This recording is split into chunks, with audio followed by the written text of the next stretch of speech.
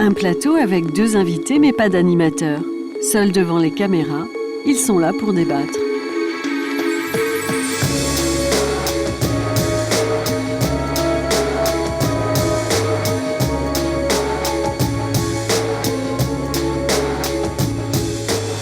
Mais tout d'abord, petit aparté, juste avant de se lancer. Qui êtes-vous ? Je suis Sébastien Balibar, je suis physicien, directeur de recherche au CNRS, je travaille au département de physique de l'École normale supérieure et je m'intéresse aux problèmes de l'énergie depuis environ 6 ans dans le cadre d'une réflexion qui avait été entamée en 2004 par l'Académie des sciences. Deuxième invité, même préambule, qui êtes-vous ? Donc, je m'appelle Michel Chatelier, je suis universitaire de formation et j'ai travaillé au CEA, au Commissariat à l'énergie atomique, toute ma carrière, que j'ai effectuée dans les recherches sur la fusion par confinement magnétique. Top chrono, vous avez maintenant 30 minutes pour vous exprimer et vous écouter. Allez, c'est parti. Alors, la fusion, c'est l'énergie qui est produite par les étoiles, l'ensemble des étoiles, du système solaire, de la galaxie, de l'ensemble des galaxies.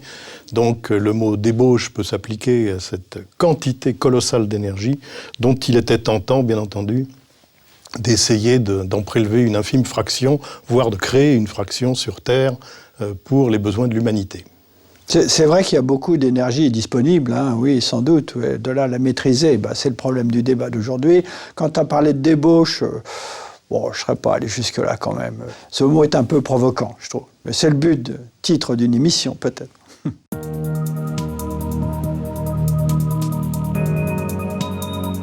Alors, la fusion n'est pas l'objet d'une démonstration, puisque, comme je l'ai dit, elle est la production d'énergie des étoiles, mais elle nécessite une mise au point, une réalisation, elle nécessite de construire des réacteurs à fusion. Si on veut la maîtriser, quoi. Si on veut la maîtriser sur ça, Terre, oui, tout à fait. Sûr. Et pour cela, reproduire des conditions qui sont finalement assez proches de celles du Soleil, donc des températures extrêmement élevées qui se chiffrent en dizaines ou centaines de millions de degrés, qui traduisent l'agitation thermique des particules dans le Soleil, de créer donc ces conditions de température avec des densités du milieu chaud, qu'on appelle le plasma généralement, une densité suffisante pour que le taux de réaction, la réactivité, soit importante, et ce, dans des conditions économiquement acceptables.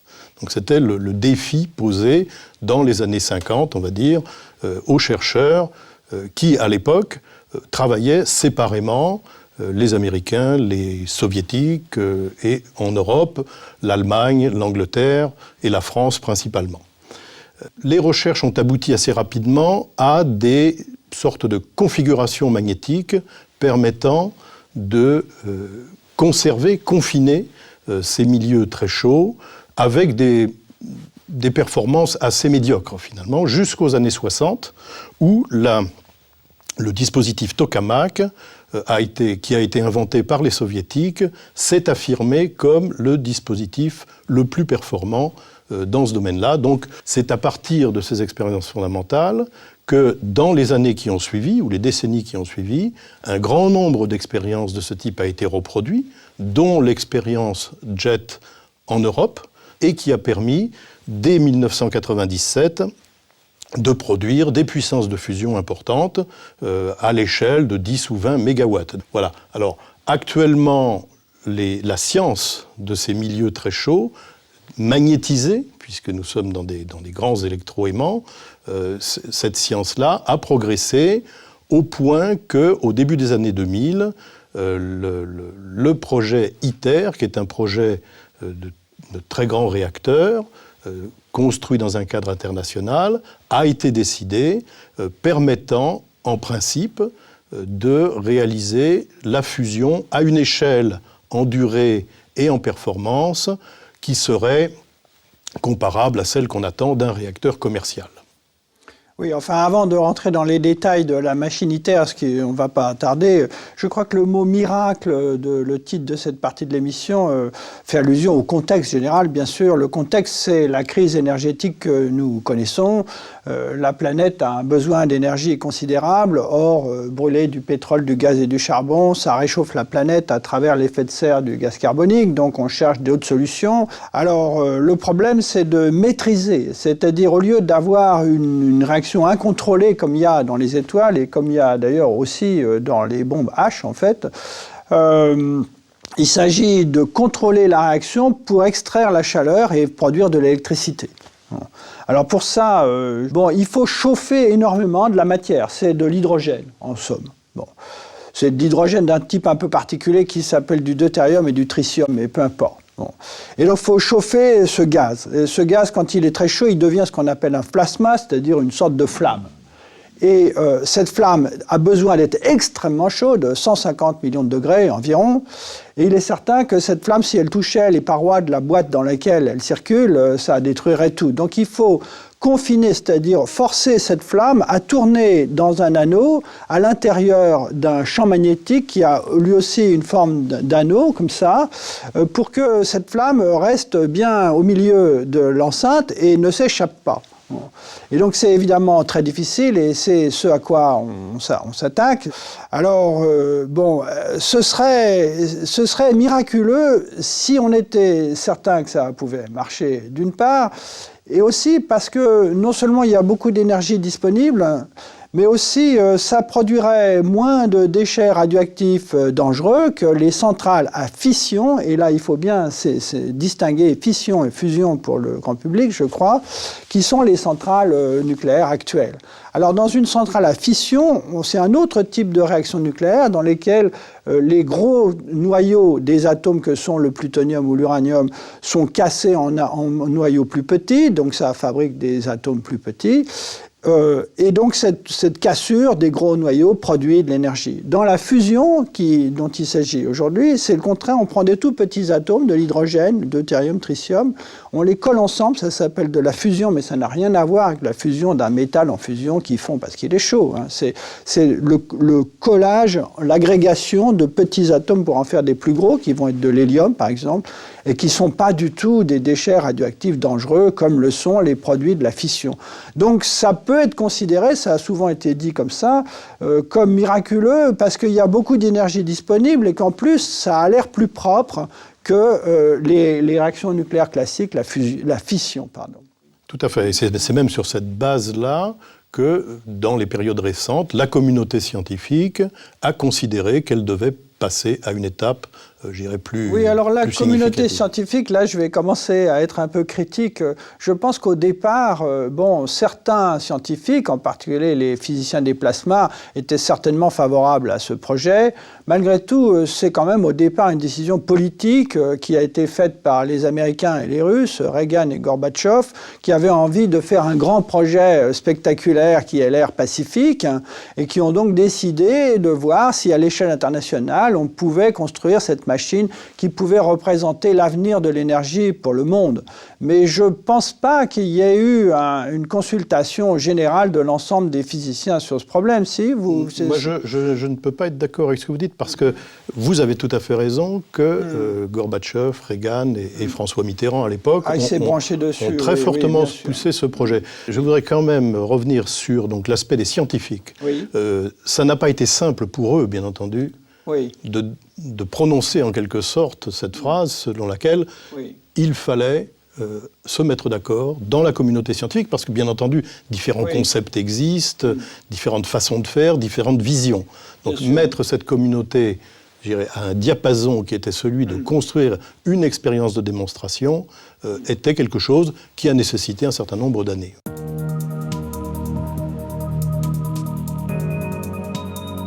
Enfin, le passage à l'acte ITER, c'est quand même un grand instrument de recherche appliqué. Ce n'est pas encore du tout un réacteur qui produirait de l'énergie, en tout cas certainement pas de l'énergie commercialisable. C'est un outil de recherche de très grande dimension pour essayer de voir l'une des étapes pour maîtriser la fusion thermonucléaire est faisable. Et donc le passage à l'acte, on en est loin, à mon avis. Enfin, je ne sais pas si vous êtes d'accord. Mais... Je dirais que vous avez tout à fait raison. ITER n'est en aucun cas un réacteur commercial. C'est une expérience de science et de technologie. Oui. Mais le passage à l'acte veut dire que ITER a la bonne dimension pour permettre de disposer du milieu chaud plasma dans des conditions de combustion réelle. Donc à un moment où on passe de la combustion assistée par des éléments extérieurs à une combustion qui repose sur la consommation de l'énergie produite de façon interne au plasma par les réactions de fusion. Donc c'est une transition. Combustion réelle, je suis un petit peu sceptique quand même. Pendant quelques minutes, effectivement, ITER va réussir à produire de l'énergie, beaucoup plus qu'il n'en consomme. Mais je crois qu'il serait bon que vous nous expliquiez quelles sont les 3 grandes difficultés majeures qu'il faut surmonter pour espérer contrôler, maîtriser un jour la fusion. Donc je vous laisse parler parce que vous êtes... Vous avez dit 3, alors il faut me dire Alors il me lesquelles. semble qu'il y en a 3 principales. D'abord, ce plasma, c'est-à-dire cette flamme d'hydrogène qui tourne dans un champ magnétique, dans un anneau, il faut la confiner, c'est-à-dire la forcer à rester sur une trajectoire qui est en gros le centre de l'anneau. Ça, c'est principalement ce que va faire ITER, si j'ai bien compris. Il y a une deuxième difficulté majeure qui est une question de matériaux, parce que quand les réactions de fusion thermonucléaire commencent, elles émettent différents rayonnements et particules d'une énergie colossale, en particulier des neutrons, qui vont bombarder les parois de l'enceinte qui enferme tout ceci dans un ultravide nécessaire aux températures formidables qu'on doit atteindre. Et là, il y a un problème de résistance de ces matériaux au bombardement par les neutrons qui me semble extrêmement difficile. Et puis, il y a une troisième difficulté, peut-être pas aussi terrible que les 2 précédentes, mais quand même, qui est la production du combustible. Parce que contrairement à ce qu'on a pu lire dans la presse, parfois, souvent d'hommes politiques qui peut-être manquaient de conseillers scientifiques, on ne va pas brûler de l'eau de mer. Il y a beau y avoir du deutérium dans l'eau de mer, et même d'ailleurs tout ce qu'on peut imaginer, même du plutonium dans l'eau de mer. Et il faut fabriquer du tritium, qui est un isotope, c'est-à-dire une sorte d'hydrogène beaucoup plus lourd que l'hydrogène habituel. Et ça, c'est un élément radioactif qui ne se trouve pas au coin de la rue, qu'il faut produire. On sait à peu près comment faire, si j'ai bien compris, mais il faut en faire une production industrielle maintenant. Il ne faut pas en faire quelques grammes, il faut en faire 1 kilo pour ITER et plusieurs dizaines de kilos pour un futur réacteur. Donc, j'ai parlé à votre place, mais racontez-nous en détail quelles sont vraiment, à votre avis, ces difficultés. Bon, d'abord, je crois qu'effectivement, nous sommes d'accord sur les grands défis qui se posent à la fusion. Le premier d'entre eux, qui est donc, en quelque sorte, assurer la température qui permet à un milieu d'entrer en combustion et de maintenir cette combustion, c'est ITER. Où sont les limites dans ce domaine-là ? Les limites sont essentiellement dans la taille. Ce qu'on a constaté jusqu'à maintenant dans toutes les expériences qui ont été faites, et on a un appui théorique qui est de plus en plus solide dans ce domaine-là, c'est que les phénomènes de turbulence, comme la turbulence atmosphérique, qui transfèrent la chaleur du cœur du plasma où se produisent les réactions vers la périphérie, cette turbulence, je dirais, s'extrapole de façon favorable lorsqu'on augmente la taille du dispositif. Donc ITER a exactement la taille souhaitée pour faire cette démonstration-là. Donc, dans une discussion récente, je vous interromps à nouveau, excusez-moi, mais dans une discussion récente avec M. Guy Laval, qui est physicien des plasmas, et puis avec d'autres, j'ai eu l'impression que, en fait, tous ces phénomènes sont non linéaires, comme on dit. Ça veut dire que les effets ne sont pas proportionnels aux causes, en somme. Oui. Et que extrapoler une machine de telle taille à une machine plus grande est tout sauf facile. Oui. Est-ce que vous êtes vraiment certain que le plasma dans ITER a déjà la taille que ça devrait avoir dans une future centrale ? Alors, sur la base de nos connaissances actuelles, la taille d'ITER est la taille qui permet d'effectuer une démonstration.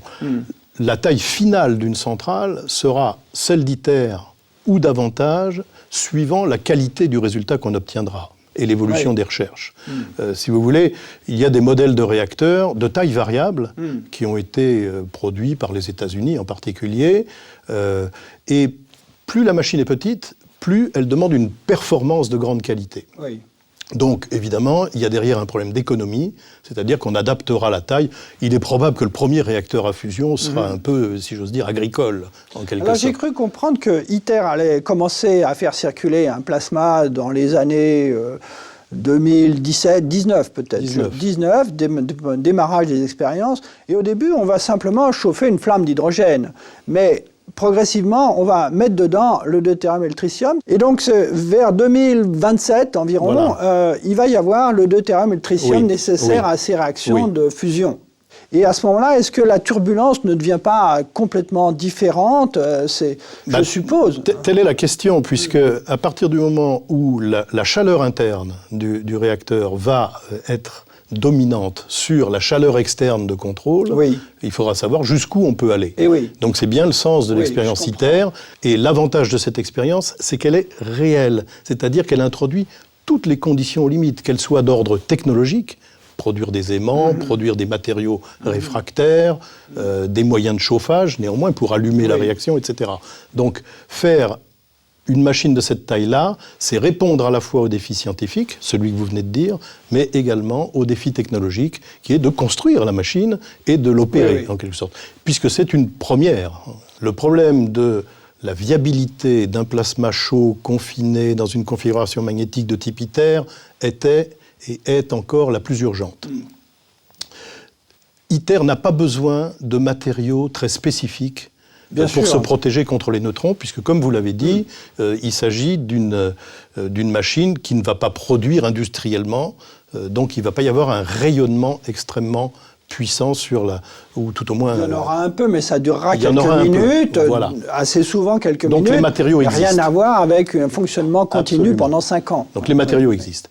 Par contre, effectivement, en parallèle, il y a lieu de développer un programme qui a déjà commencé d'une certaine façon, mais beaucoup en relation avec les gens de la fission, qui consiste à développer des aciers spéciaux, particulièrement résistants, dans lesquels, à la place du nickel, on met du chrome, par exemple. Ce sont des matériaux qui ont une résistance aux neutrons extrêmement grande, bien plus grande que les aciers ordinaires, pour que l'après-ITER, en cas de succès d'ITER, puisse bénéficier de ces recherches pour réaliser un réacteur qui serait fait dans des matériaux, non pas le matériau idéal, parce que je crois qu'il ne faut pas rêver, mais un matériau qui permettrait d'envisager une production énergétique bien plus conséquente que celle d'ITER. Oui, je crois que, enfin, si vous me permettez, je voudrais réagir un peu. D'abord, vous avez dit que ce problème existait déjà dans les centrales à fission. En fait, vous pensez sans doute aux réacteurs à neutrons rapides, mais même dans ces réacteurs à neutrons rapides de type Phénix ou Super Phénix qu'on a connus en France,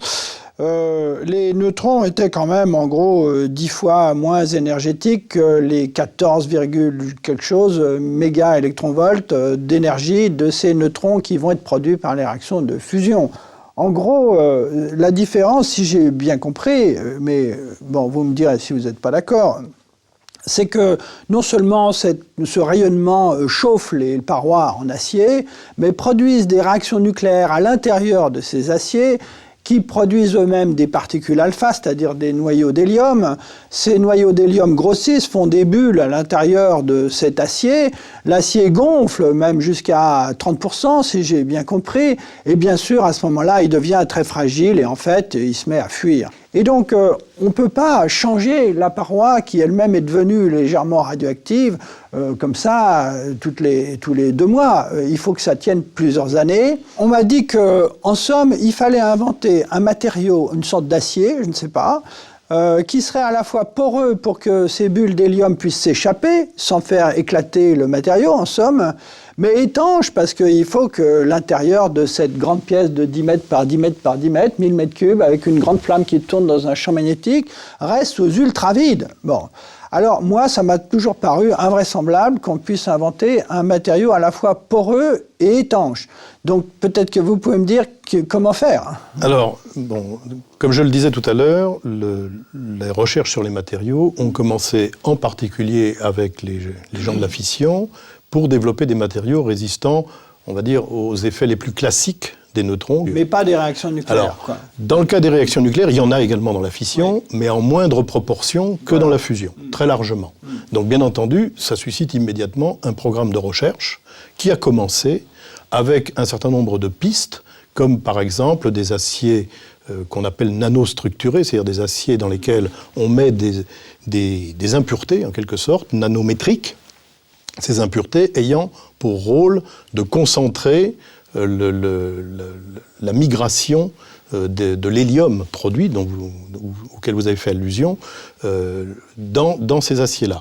Ce qui évite en particulier à l'hélium de s'accumuler là où on n'a pas envie qu'il s'accumule, c'est-à-dire près d'une soudure ou des choses comme ça. Alors, évidemment. Je ne vous dis pas que le problème est résolu, bien entendu, il s'agit là d'un programme.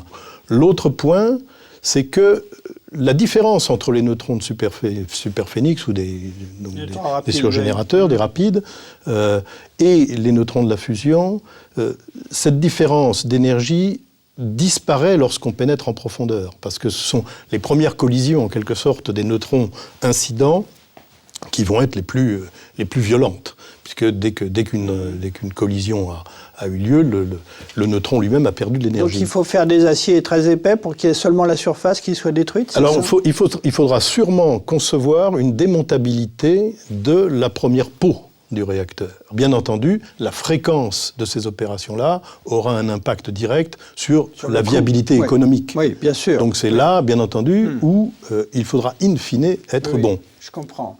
Progressivement, on se rend compte à quel point c'est difficile, et je crois que la troisième difficulté, qui est celle de la production de tritium, va bien nous montrer à quel point c'est encore plus difficile que ce qu'on vient de dire. Parce que, si j'ai bien compris, à nouveau, il faut donc produire du tritium. Alors pour ça, il s'agit de rentrer à l'intérieur de cette grande enceinte une espèce de sandwich, à nouveau en forme d'anneau, qui tapisse à peu près tout, à l'intérieur duquel on fait circuler du lithium, mélange plus ou moins fluide, je ne sais pas, bon, plus du beryllium si j'ai bien compris aussi, afin qu'il y ait des neutrons qui traversent la première épaisseur de ce sandwich pour rentrer à l'intérieur, produire des réactions nucléaires à base de lithium pour produire du tritium. Et ensuite, tout ça circule et on va extraire le tritium pour s'en servir comme combustible pour le plasma qui est au centre. Et ça, c'est une filière de production industrielle de tritium qui a besoin d'être découverte sans doute d'abord, puis mise au point. Ça vous paraît... Alors, aujourd'hui, on dispose de calculs sur ces projets-là qui sont plutôt optimistes, on va dire. C'est-à-dire que, en gros, puisque le réacteur à fusion doit générer lui-même son propre combustible. Ça a un gros avantage, bien entendu, parce que ce tritium radioactif ne circule pas ailleurs, il reste dans le réacteur. La récupération du tritium n'est pas en soi quelque chose de très compliqué. Non, sûrement pas. Voilà, donc en principe, là encore, on ne voit pas de point bloquant.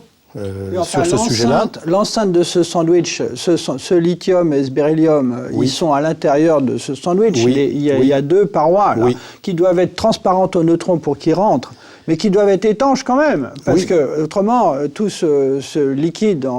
Quand je disais, on a fait des études de géométrie, c'est exactement à ça que je pensais. De géométrie, mais moi ce qui m'inquiète, c'est que sous ce bombardement de neutrons absolument faramineux, qui doit être mince, autrement les neutrons ne traversent pas, je ne vois pas très bien comment ça va rester étanche.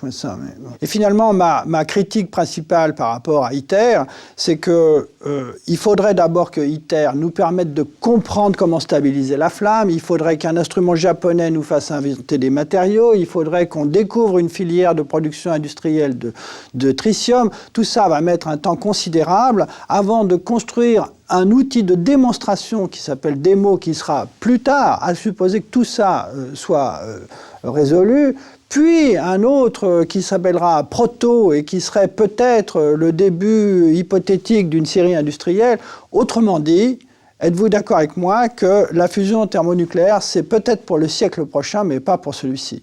Non, je pense que le problème de l'énergie dans le monde, le problème de l'effet de serre, justifie totalement le développement des recherches sur la fusion. L'échéance exacte est difficile effectivement à préciser. Je pense qu'il faut se placer dans une dynamique plus forte que de parler du siècle prochain et qu'il faut certainement soutenir ces recherches de façon... Oui, alors là, c'est moi qui ne suis pas d'accord parce que le problème du réchauffement climatique, c'est aujourd'hui. C'est pas dans 100 ans. Ce sera encore dans 100 ans. Ce sera encore dans son temps, sauf si on invente une source d'énergie propre, non productrice de gaz à effet de serre, qui permette d'empêcher l'emballement du climat actuel.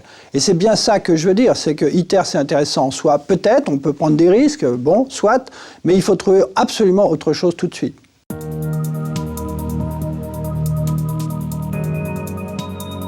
Bon, à n'importe quel prix. L'actualité, comme nous savons depuis l'été dernier, c'est que le coût de construction de ITER est passé de 5 à 15 milliards d'euros, en gros, donc il a triplé. Bon. Et donc on peut se demander, est-ce que ça vaut toujours le coup de construire ITER à 15 milliards d'euros? Bon. Moi, mon point de vue, c'est que tout dépend de savoir qui paye. Est-ce que 15 milliards d'euros, c'est beaucoup ou est-ce que c'est pas beaucoup? Tout dépend à quoi on compare. Si ITER était financé par les ministères de l'industrie, les industriels de l'énergie, les pétroliers, Areva et les compagnies équivalentes Siemens et autres dans le monde, à ce moment-là, c'est pas grand-chose. 15 milliards d'euros, c'est pas tellement. C'est de l'ordre de grandeur des bénéfices nets d'une seule compagnie pétrolière. Bon, Total a fait 13 milliards d'euros de bénéfices l'année dernière, je crois. Ou si on pense à l'énergie, on peut penser aux guerres du pétrole. Et alors là, les budgets militaires de la guerre en Irak, 15 milliards d'euros, c'est 1 ou 2 semaines de guerre en Irak. Donc tout ça. Bon. Mais c'est pas ça dont il s'agit. Il s'agit de faire payer 15 milliards d'euros sur les budgets de la recherche publique de différents États, en particulier à l'échelle de l'Europe. Et là, je pense que c'est énorme.